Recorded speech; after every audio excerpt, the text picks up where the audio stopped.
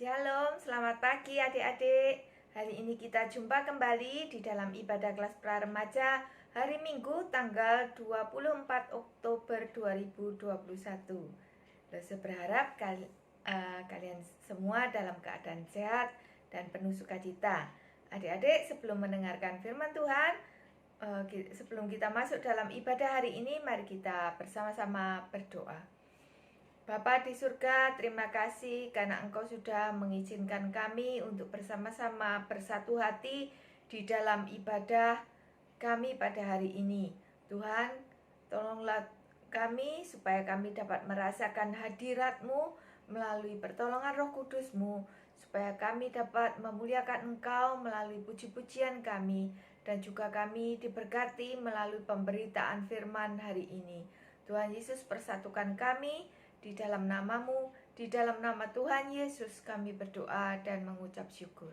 Amin. Adik-adik, mari kita bersama-sama memuliakan Tuhan melalui sebuah puji-pujian yang akan kita nyanyikan berikut ini.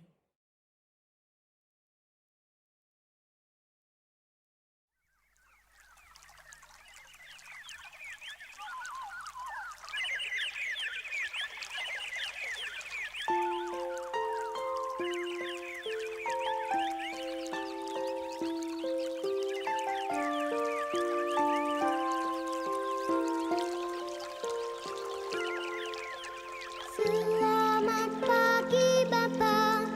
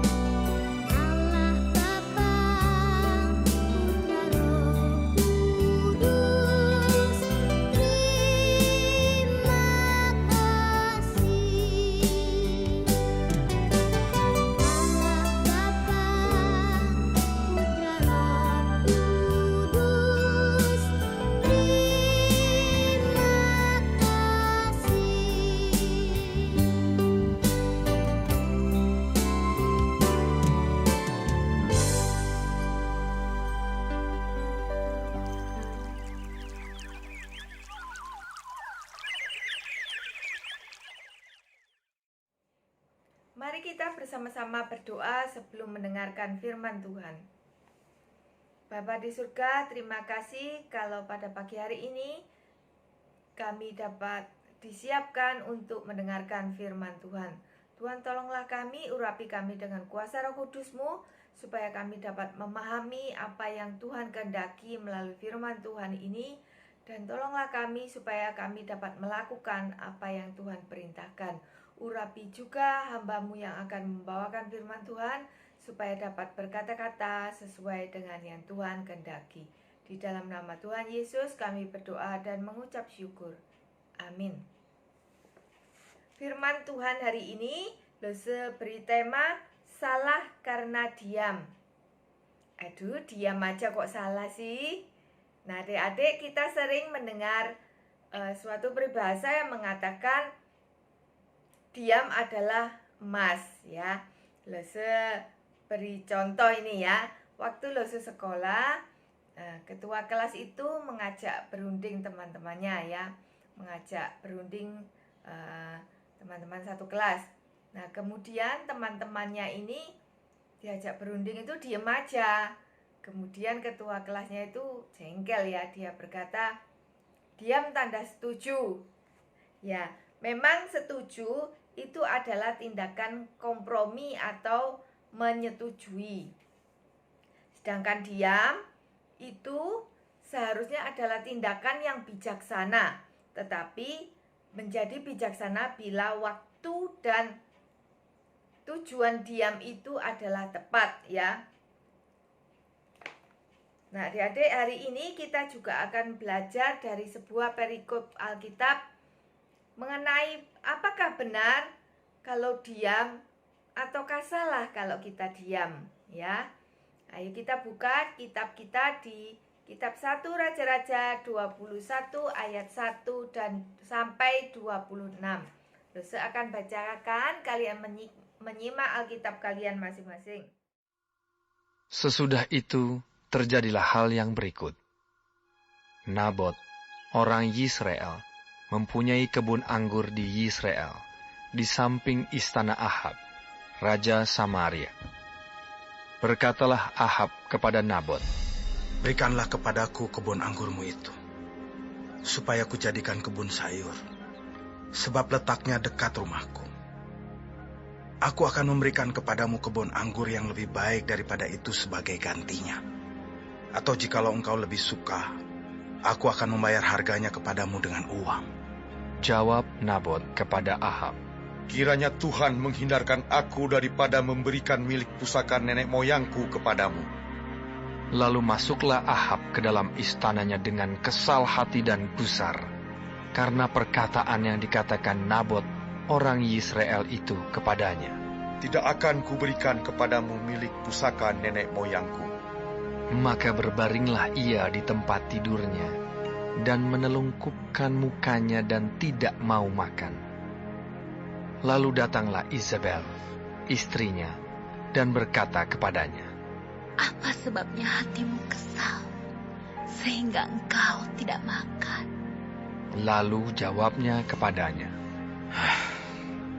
sebab aku telah berkata kepada Nabot, orang Israel itu, berikanlah kepadaku kebun anggurmu dengan bayaran uang, atau jika engkau lebih suka, aku akan memberikan kebun anggur kepadamu sebagai gantinya. Tetapi sahutnya, tidak akan kuberikan kepadamu kebun anggurku itu. Kata Isabel, istrinya kepadanya, bukankah engkau sekarang yang memegang kuasa raja atas Israel? Bangunlah, makanlah dan biarlah hatimu gembira. Aku akan memberikan kepadamu kebun anggur Nabot, orang Israel itu. Kemudian ia menulis surat atas nama Ahab, memeteraikannya dengan meterai raja, lalu mengirim surat itu kepada tua-tua dan pemuka-pemuka yang diam sekota dengan Nabot. Dalam surat itu ditulisnya demikian, maklumkanlah puasa, dan suruhlah Nabot duduk paling depan di antara rakyat. Suruh jugalah 2 orang dursila duduk menghadapinya. dan mereka harus naik saksi terhadap dia dengan mengatakan, "Engkau telah mengutuk Allah dan Raja." Sesudah itu bawalah dia keluar dan lemparilah dia dengan batu sampai mati. Orang-orang sekotanya, yakni tua-tua dan pemuka-pemuka yang diam di kotanya itu, melakukan seperti yang diperintahkan Izebel kepada mereka, seperti yang tertulis dalam surat yang dikirimkannya kepada mereka. Mereka memaklumkan puasa dan menyuruh Nabot duduk paling depan di antara rakyat. Kemudian datanglah 2 orang, yakni orang-orang Dursila itu, lalu duduk menghadapi Nabot. Orang-orang Dursila itu naik saksi terhadap Nabot di depan rakyat. Katanya, Nabot telah mengutuk Allah dan Raja. sesudah itu mereka membawa dia keluar kota, lalu melempari dia dengan batu sampai mati. Setelah itu, mereka menyuruh orang kepada Izebel, mengatakan, Nabot sudah dilempari sampai mati. segera sesudah Izebel mendengar bahwa Nabot sudah dilempari sampai mati, berkatalah Izebel kepada Ahab, Bangunlah, ambillah kebun anggur Nabot orang Israel itu menjadi milikmu. Karena Nabot yang menolak memberikannya kepadamu dengan bayaran uang sudah tidak hidup lagi. Ia sudah mati. Segera sesudah Ahab mendengar bahwa Nabot sudah mati, ia bangun dan pergi ke kebun anggur Nabot, orang Yisrael itu, untuk mengambil kebun itu menjadi miliknya. Tetapi datanglah firman Tuhan kepada Elia, orang Tisbe itu, bunyinya, Bangunlah, pergilah menemui Ahab, Raja Israel yang di Samaria. Ia telah pergi ke kebun anggur Nabot untuk mengambil kebun itu menjadi miliknya. Katakanlah kepadanya demikian. Beginilah firman Tuhan. Engkau telah membunuh serta merampas juga. Katakan pula kepadanya, beginilah firman Tuhan. Di tempat anjing telah menjilat darah Nabot, di situ jugalah anjing akan menjilat darahmu. kata Ahab kepada Elia. Sekarang kau mendapat aku, hai musuhku. Jawabnya, Memang, sekarang aku mendapat engkau, karena engkau sudah memperbudak diri dengan melakukan apa yang jahat di mata Tuhan. Sesungguhnya, aku akan mendatangkan malapetaka kepadamu. Aku akan menyapu engkau dan melenyapkan setiap orang laki-laki dari keluarga Ahab, baik yang tinggi maupun yang rendah kedudukannya di Israel. Dan aku akan memperlakukan keluargamu sama seperti keluarga Yerobeam bin Nebat dan seperti keluarga Baisa bin Ahia, oleh karena engkau menimbulkan sakit hatiku dan oleh karena engkau mengakibatkan orang Israel berbuat dosa. Juga mengenai Izebel, Tuhan telah berfirman, anjing akan memakan Izebel di tembok luar Israel. Siapa dari keluarga Ahab yang mati di kota akan dimakan anjing, dan yang mati di padang akan dimakan burung di udara. sesungguhnya tidak pernah ada orang seperti Ahab yang memperbudak diri dengan melakukan apa yang jahat di mata Tuhan, karena ia telah dibujuk oleh Izebel, istrinya. Bahkan ia telah berlaku sangat keji dengan mengikuti berhala-berhala, tepat seperti yang dilakukan oleh orang Amori yang telah dihalau Tuhan dari depan orang Israel. Segera sesudah Ahab mendengar perkataan itu, ia mengoyakkan pakaiannya, mengenakan kain kabung pada tubuhnya dan berpuasa. Bahkan ia tidur dengan memakai kain kabung dan berjalan dengan langkah lamban.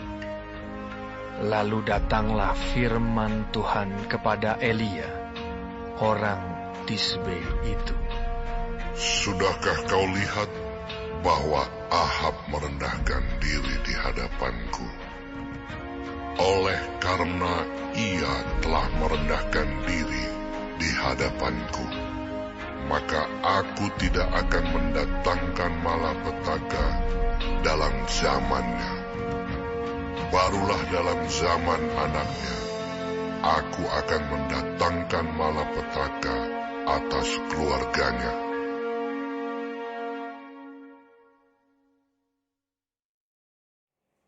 Kebun anggur milik Nabot itu adalah milik pusaka.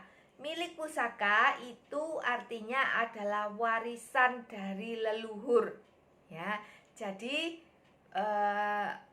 warisan dari leluhur itu tidak boleh dijual atau dipindah tangankan. Apalagi kalau sampai pindah suku, ya. Hal ini sudah diatur di dalam Alkitab, ya. Ayo coba kita lihat di kitab Bilangan 36 ayat 7. Bilangan 36 ayat 7. Sebab milik pusaka orang Israel tidak boleh beralih dari suku ke suku, tetapi orang Israel haruslah masing-masing memegang milik pusaka suku nenek moyangnya. Nah, adik-adik, jadi bukan berarti Nabot itu keras kepala ya. Padahal kalau kalian tadi teliti dalam membaca itu ya, dikatakan Ahab itu memberikan penawaran yang menguntungkan ya. Dia memberikan penawaran, apa kamu mau diganti dengan uang atau diganti dengan kebun anggur, sesuka kamu memilih yang di mana. Ya, uangnya juga kamu yang mengatakan mau seberapa banyak. Ya, sebetulnya itu penawaran yang menguntungkan. Tetapi Nabot itu taat kepada perintah yang sudah ditentukan oleh Tuhan. Nah, apa Raja Ahab tidak tahu kalau ada peraturan seperti itu? Ya, seharusnya Raja Ahab tahu, karena Raja Ahab pun keturunan dari orang Israel ya. Mestinya dia tahu. Tapi kenyataannya bahwa keserakahannya untuk memiliki harta benda, menginginkan milik orang lain itu lebih besar daripada ketaatannya kepada firman Tuhan. Nah, karena nggak mendapatkan apa yang dia inginkan, sampai Ahab ini ngambek ya.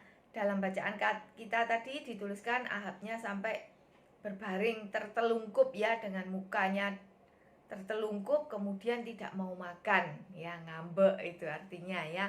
Nah, kemudian istrinya Raja Ahab ini, Ratu Isabel itu adalah orang yang pinter ya. Ratu Isabel itu walaupun dia bukan keturunan Israel, tetapi kenyataannya dia memahami apa peraturan-peraturan yang ada di Israel. Nah, di Israel itu ada peraturan bahwa setiap orang yang menghujat Tuhan dan Raja itu harus dihukum mati. Kemudian dia juga juga tahu ya bahwa ada aturan kalau ada orang yang mati, meninggal, seluruh keluarganya meninggal, maka tidak ada orang yang mewarisi tanah leluhurnya, maka tanah itu akan menjadi milik raja. Nah, Isabel tahu ada peraturan itu dan dia memanfaatkan peraturan itu untuk memfitnah Nabot. Dalam bacaan tadi diceritakan, dituliskan, Isabel kemudian membuat skenario ya, dia menulis surat kepada para tua-tua dan pemuka. Dia mengatur supaya tua-tua itu mengadakan suatu pertemuan ya, dengan berpuasa. Biasanya kalau ada pertemuan itu memang dimulai dengan berpuasa. Nah, kemudian Isabel juga mengatur bahwa harus disediakan 2 orang ya, menjadi saksi, 2 orang dursila. Dursila itu artinya orang yang tidak melakukan sesuatu yang baik ya. Nah, kemudian orang itu harus memberikan saksi dusta dengan mengatakan bahwa Nabot itu sudah menghujat Tuhan dan Raja, sehingga Nabot harus dihukum mati. Nah, kemudian akhirnya dalam pertemuan itu benar ya, Nabot dinyatakan bersalah dan akhirnya Nabot dibawa keluar kota, kemudian dilempari batu sampai mati. Nah, setelah Nabot mati, maka langsung kebun anggur itu menjadi milik Nabot, menjadi milik Raja Ahab. Nah, Tuhan tentu saja tidak tinggal diam ya terhadap apa yang dilakukan oleh Raja Ahab. Kemudian Tuhan mengutus Nabi Elia untuk memberitakan kepada Ahab apa yang difirmankan Tuhan mengenai kesalahan yang sudah dia lakukan. Bahkan diceritakan juga bagaimana Tuhan menghukum Raja Ahab beserta seluruh keluarganya, dan juga Tuhan akan menghukum Ratu Isabel ya, dikatakan Ratu Isabel akan mati di luar kota Yisrael dan akan dimakan anjing. Anjing itu dalam kitab suci itu digambarkan sebagai binatang yang najis ya. Jadi kalau sampai matinya itu dimakan anjing, itu adalah suatu yang sangat memalukan ya, sangat memalukan pada saat itu. Jadi Tuhan menunjukkan bahwa nanti kematiannya Isabel itu akan menjadi sesuatu yang sangat memalukan. Nah, adik-adik, dalam cerita tadi sebetulnya siapa sih yang bersalah atas kematian Nabot?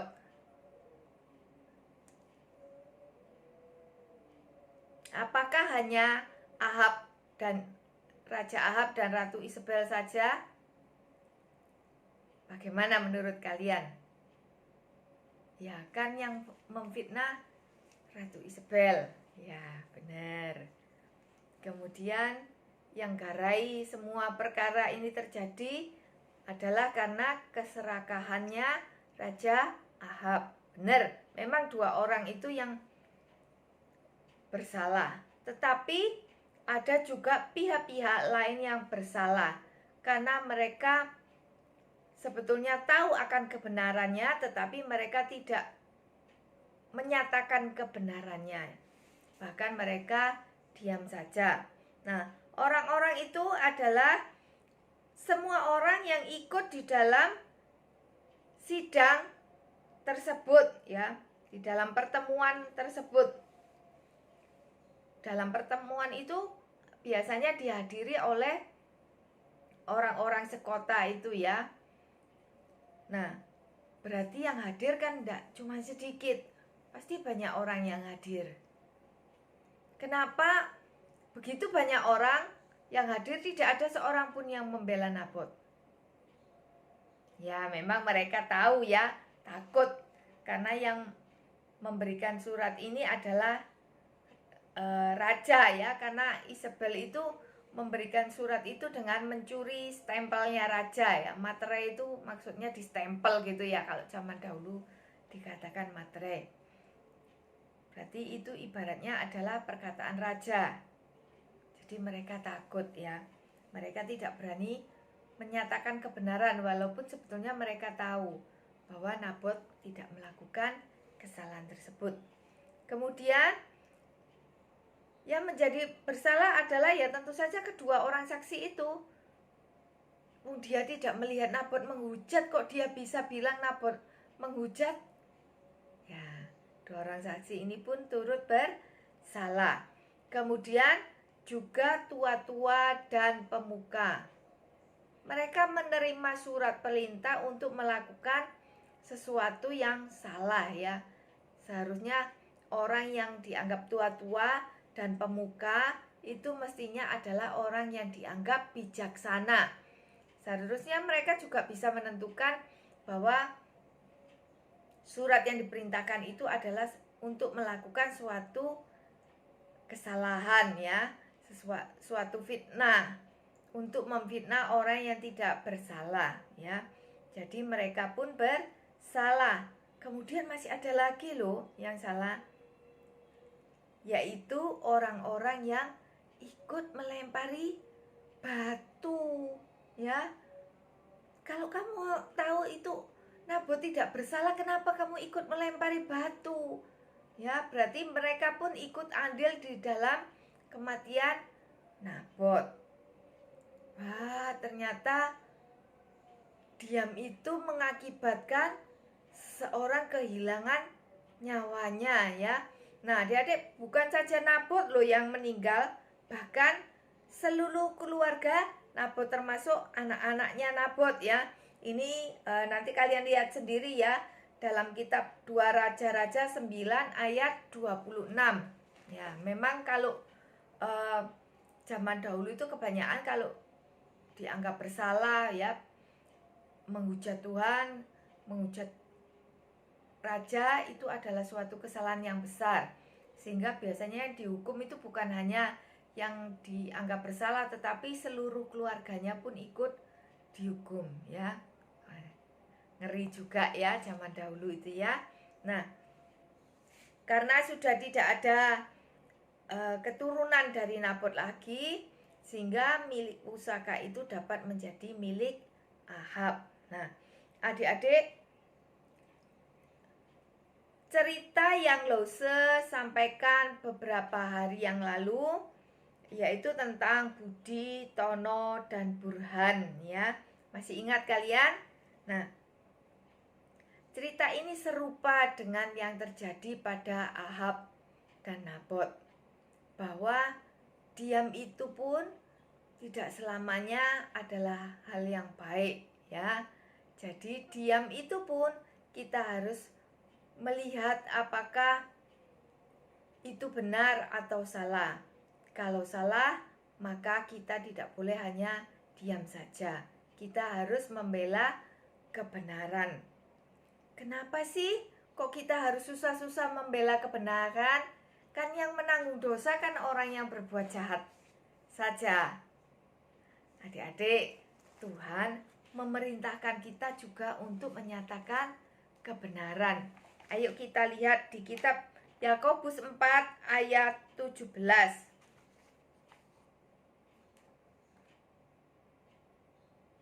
Yakobus 4 ayat 17.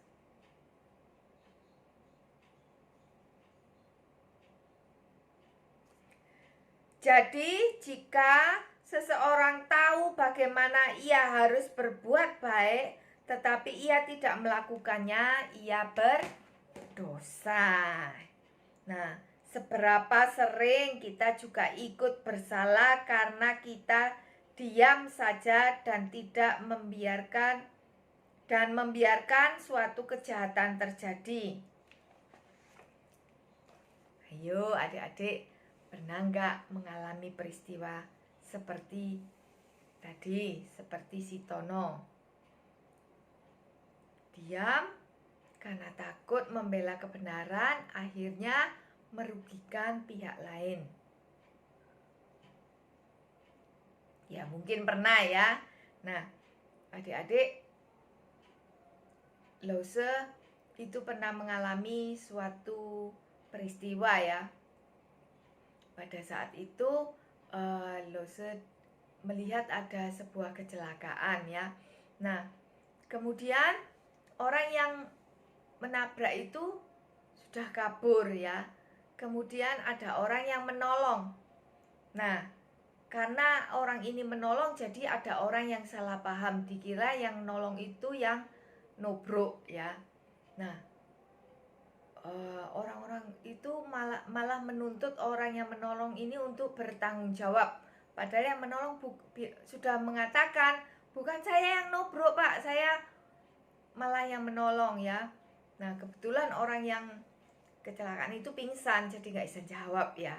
Nah, akhirnya banyak dikerumuni orang ya. Terus kemudian ada orang yang melihat itu, kemudian mengatakan, bukan dia Pak yang nubruk, dia yang nolong gitu ya.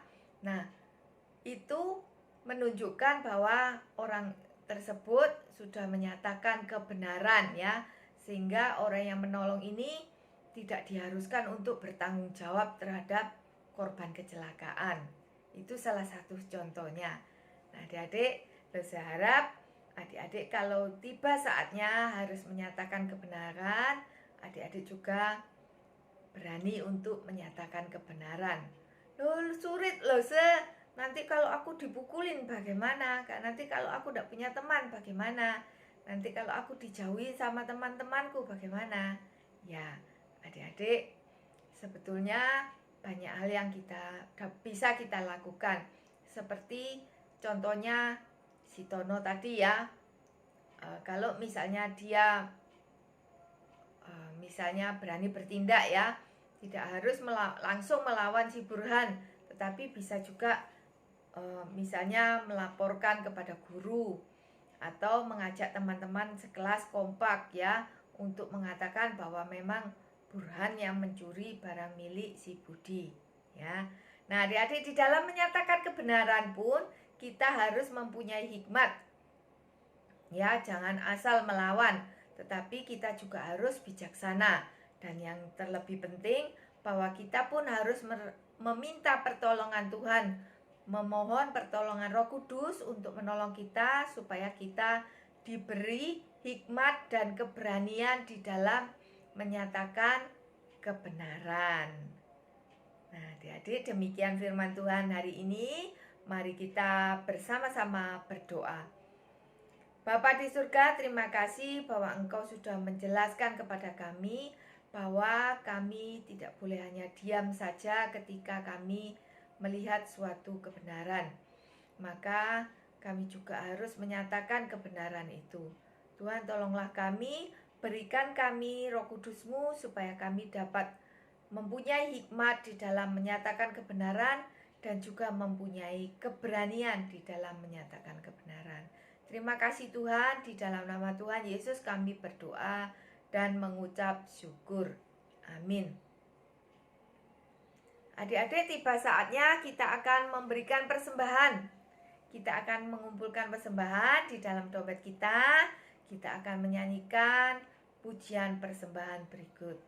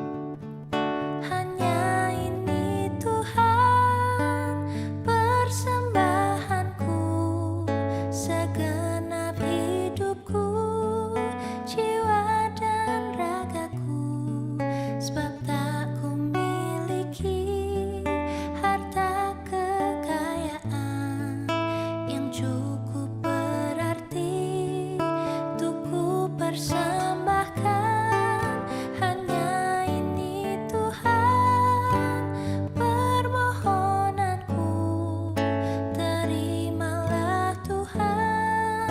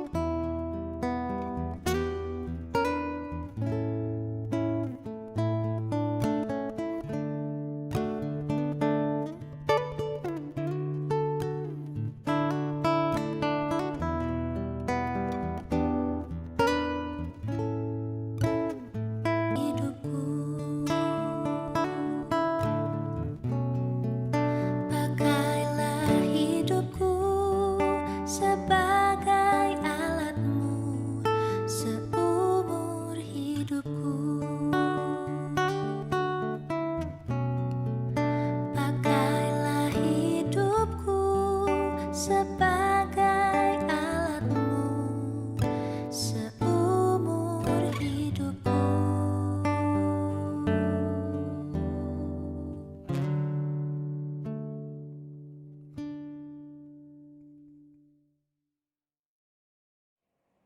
Pengumumannya, minggu depan kita akan bersama-sama bergabung di dalam ibadah keluarga.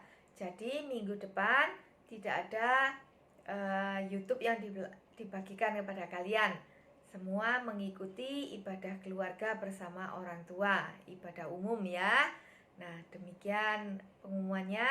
Mari kita bersama-sama berdoa, kita menyerahkan persembahan kita. Mari kita berdoa.